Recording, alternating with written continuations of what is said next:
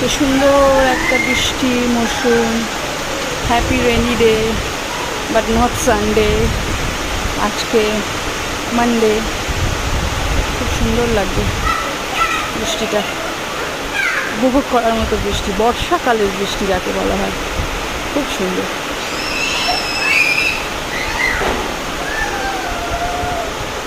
দেখো তোমরা সবাই বৃষ্টির মরশুম সবাই উপভোগ করো।